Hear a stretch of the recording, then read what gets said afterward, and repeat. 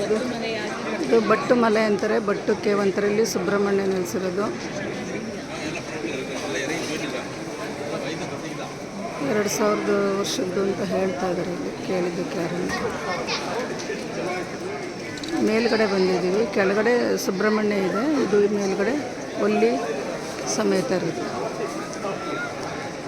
ಅಲ್ಲೆಲ್ಲ ಇದೆ, ಬನ್ನಿ ನೋಡ್ಕೊಳ್ಳೋಣ. ನೋಡಿ ಅವರೆಲ್ಲ ತುಂಬ ಚೆನ್ನಾಗಿದೆ ಇಲ್ಲಿ ವ್ಯೂ, ಕೇವ್ ಒಳಗಡೆ ಇರೋದು.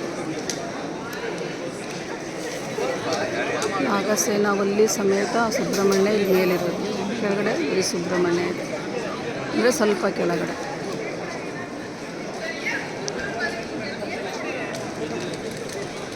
ನೋಡಿ ಎಷ್ಟು ಇಲ್ಲಿ ಕೋತಿಗಳು ಕಾಟ ತುಂಬ ಇದೆ ಅಲ್ಲಿ ಕೆಳಗಡೆ. ನಾನು ಮೊಬೈಲ್ ತೆಗಿಯೋಕ್ಕೆ ಆಗಲಿಲ್ಲ, ಇದು ಯಾವುದನ್ನು ಕನೆಕ್ಟ್ ಮಾಡ್ತಿಲ್ಲ, ಸುಮ್ಮನೆ ಹಾಗೆಯೇ ವಿಡಿಯೋ ಮಾಡ್ತಾಯಿದ್ದೆ.